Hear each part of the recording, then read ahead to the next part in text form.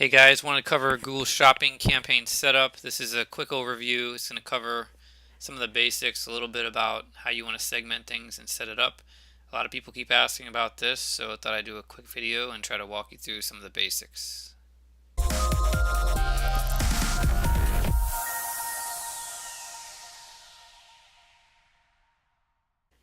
Alright, so first thing to look at with Google Shopping campaign setup is you really want to think about how you want your products to be segmented, and you also want to know which ones to include in your shopping campaign or your feed.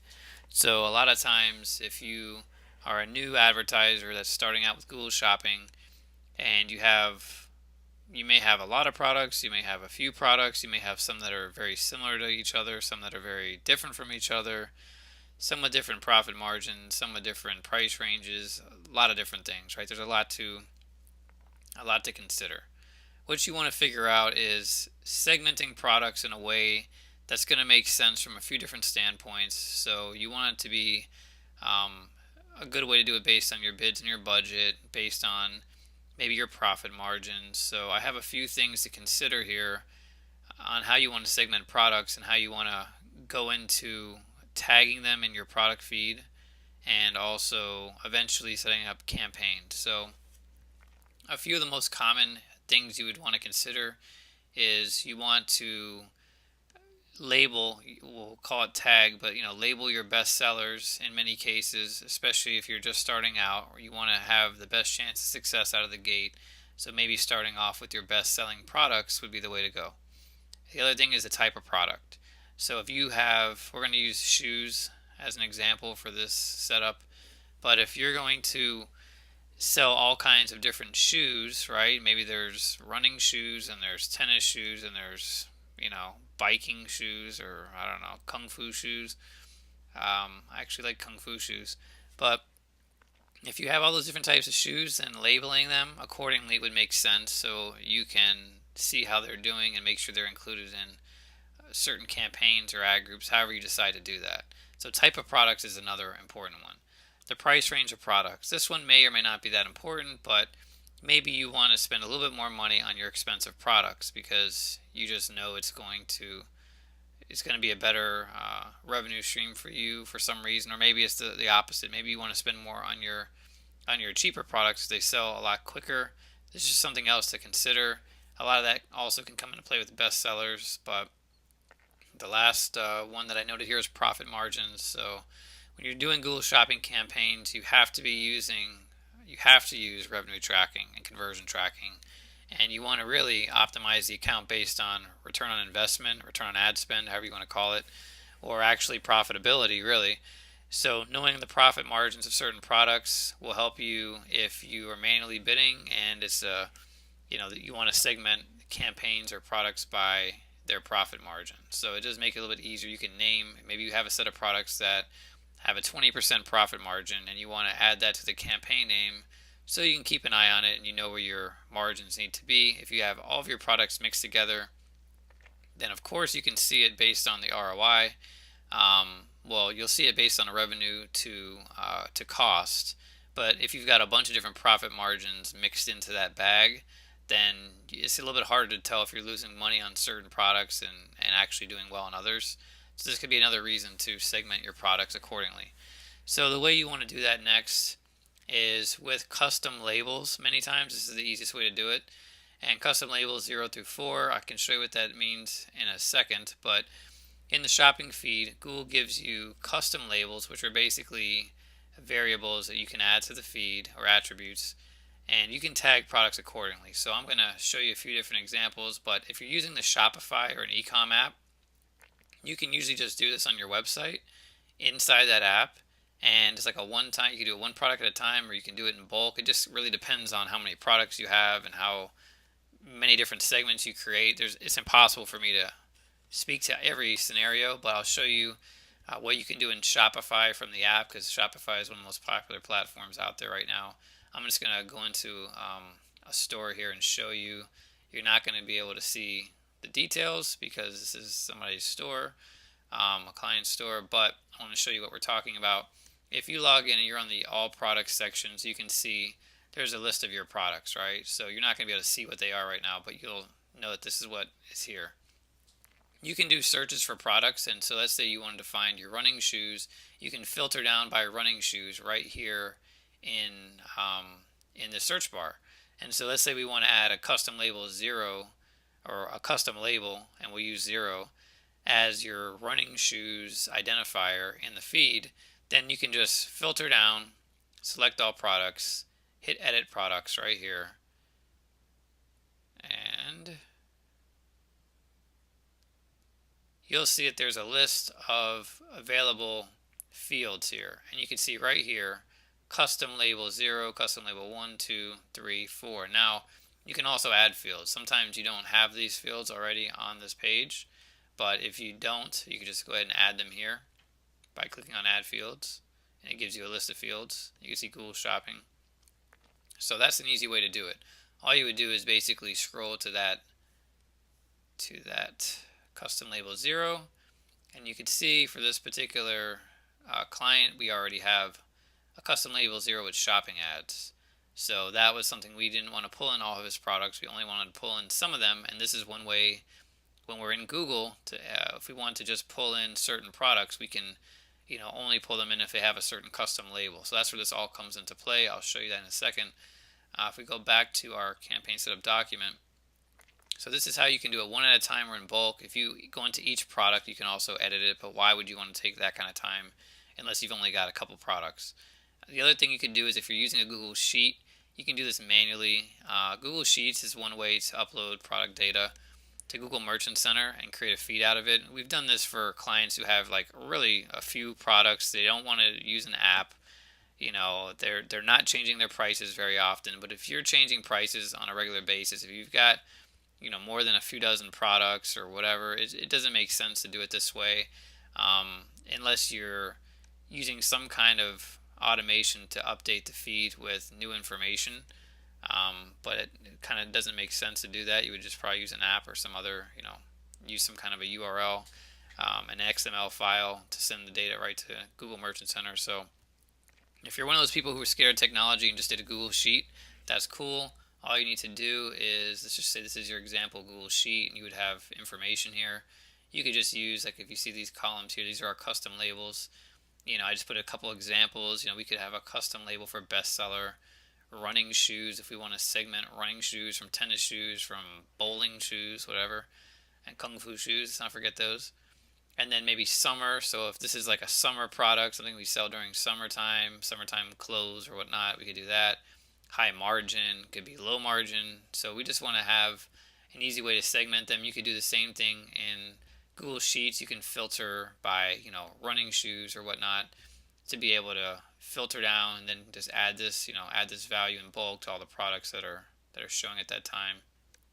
So we're not going to do that for right now, but it's a very similar process. So whichever your setup is, this is how you would want to update it with your segments. So for large volumes of products, if you have like thousands of products or maybe even hundreds of products, and you have to get in there and it's not an easy fix like this, or maybe it's just there's a ton of variables, or you want to segment things like you're crazy, then a third-party feed software, you might want to try that. There's companies that will basically handle your product feed for you, help you optimize it, get the data that you need in there. There's also some other things you can do with Google Merchant Center add-ons where they'll, like if you use schema markup on your products on your website, then that can help you build a feed into a sheet. I'm not saying that that's the end-all be-all solution. So, shopping is a little bit of a custom thing, and you have to take your own situation into consideration.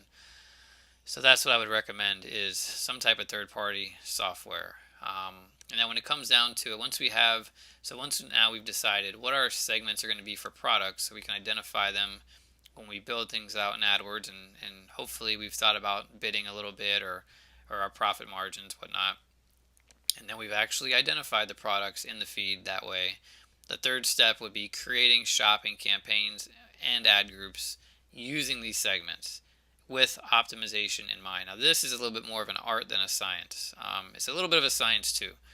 But what I mean is, there's things you want to consider. One is, are you going to have different budgets for certain products? And if so, then you want to do campaigns for each one. The reason is because if you want to spend, let's just say it's $3,000 a month on shoes, and you want to spend $1,000 a month on shirts, you're only going to be able to control the divide if you have campaigns for each one, because Google is not going to allow you to spend a certain amount for certain products any other way, unless you just want to get all crazy with the bidding, and that just doesn't make any sense for day to day running a campaign. Just another nightmare you don't need. So we would say, use separate campaigns for these things if we have different budgets for different products. If you have if you have products that are very similar, but they're distinct enough that search terms could be similar and negative keywords can help sculpt traffic, then what we want to do is basically, so I have an example. So Moët Chandon and Moët Chandon Dom Perignon, right? These are two different. Moët Chandon is a more broad term because Dom Perignon is one of their products and they have other products. So if we were selling or we were focusing on one particular product that's showing for a Moët Chandon search, but we don't want the Dom Perignon to show up because we have our own ad group for that or we have our own product for that, then we want to keep these two things at least in different ad groups. We could do different campaigns that might be overkill, but at least different ad groups, because then we can add a negative keyword for Dom Perignon in the Moët Chandon ad group. And that way we can make sure when somebody just does a search for, when they do a search for Dom Perignon, the chances of them hitting this ad group are much more likely, and they won't see just the generic product. So that's the idea, is to sculpt the traffic a little bit. So in instances where you have products that are somewhat similar, they could be a slightly different model, or maybe it's a slightly different year, or maybe it's a different size. Maybe having different ad groups for those would make the most sense. Excuse me. Part of this also depends on how your website is set up. So in some cases, maybe you have, let's say you have a pair of shoes, and there's a unique, and this would be crazy to do this, but you have a unique page for each size shoe or for each color shoe, right? If you have a unique page, then that's going to be a lot harder to get a person from, let's say they wanted size 10 and that's what they saw in the Google shopping feed, but your landing page or the shopping product that Google showed them was a size 9. Well, unless it's easy to get them from one product to the next, like having a size selector on the page, then you want to make sure you address that with negative keywords to get people to the right page the first time. So shoes is probably a bad example. Think about products that have upgrades or variants to them, and if your website has a unique page for each variant, then that would be a little bit problematic if they can't select it from the same page, because now you have to hope you get them to the right page every time, whereas when you can select a variant or a size or something on the page, no matter which variant they land on, well, now if they land on the size 9 page and they need a size 10, they could just select it from that page. But believe it or not, there's people who create a page for each variant, maybe not with shoes, that would probably be nuts, but with other things, and they have to rely on, number one, Google Shopping to show people the right ad for the right search, which is, it's a lot of faith. Google does a pretty good job, but they're not perfect when it comes to close variants like this, variations of products. And number two is if Google doesn't do it right, they assume that people are going to find their way around the website after they've already gone to a product page. And a product page is pretty much as deep as you're going to get into a website. So if it's not set up with filters that are easy to see, to navigate, it really can hurt your conversion rate. So I spent a little bit of time on this one, but I think it's important to keep in mind for similar products, negative keyword sculpting, and also on-site, making sure it's easy. If people landed on the wrong variant, make sure it's easy to find the right one. Lastly, in each ad group, you're going to want to drill down to the product ID level. And so what that means is, I'll give you an example in just a second, but we want to be able to bid for each individual product as well as a hierarchy, right? So I'll show you right here at the bottom as an example. So with running shoes, right? Let's say we have a campaign for running shoes, and we have ad groups for Nike and Reebok, and we might even go deeper than that, but we'll just keep it simple for this example.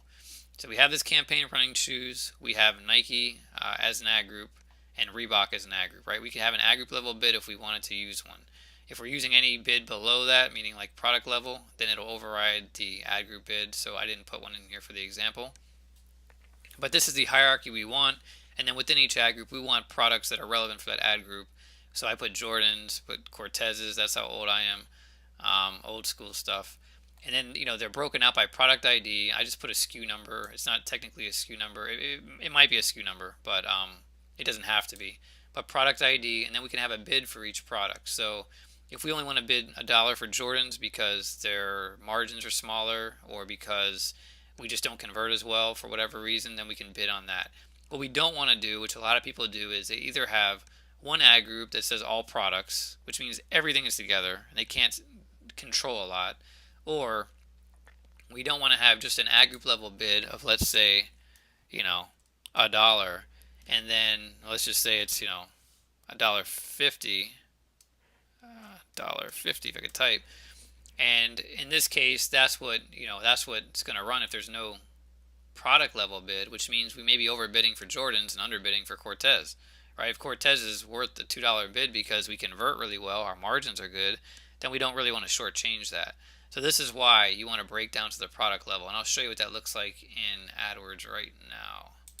So we're inside of, and you're not going to be able to see the details here. This is a client account, but if you could see this, this is a campaign, and then this is the ad group we're in, and so we can see that there's an all products list. This is what's there by default when you create a new ad group inside of your shopping campaign. It just says all products. So inside of all products, what we want to do is subdivide it. And the way we do that is by hitting this little edit subdivision. It's already subdivided, so normally it won't say edit. It'll just have a little plus symbol like this, and it'll say add a subdivision. So I want to do that, add subdivision, and you can see right here, there's a bunch of different options I can choose from, and including the custom labels that we just set up. So if we want to set things up that way, then that's great. But typically, once you're at the ad group level, for most people, you're probably just want to go down to the product ID. Now you don't see it here as an option because it's already subdivided that way. So let me go up one level. And let me just hit edit on the all products. So we've already done this, but you can see by item ID is what's been chosen. And there's a couple ways to do it. You can do it by, if you have your item IDs, you can just you can see them here on the screen, or you can bulk add values manually. You click that and you can enter them either one at a time, or you can copy and paste a whole bunch of them as long as they're one line each. Like let's say you have an Excel doc, you can just, or a Google sheet, you can just copy them all down, copy them, and then paste them in after you hit bulk add values manually. And you'll see them on the right side over here. They'll show up so you can tell what you're targeting. And then you just hit save, and you can either continue to edit them with bids or without bids. Doesn't really matter. I'm going to go ahead and cancel this out. But that's the level you want to get to where you're bidding per product. That's the way to make it work long term. So that's what I recommend. Last thing to keep in mind is, it's not really the last thing, but for this video it's the last thing, is going to be negative keywords. So Google Shopping, Google, depending on your products, could do a really good job of getting you the right kind of traffic, meaning they understand what you're selling. If it's not like a niche product or it's not an offshoot of a big category, for example, if you only sell, I don't know, hiking shoes or something like that, and your site doesn't really specify that very clearly in the feed, then you might just get generic shoe traffic or something like that.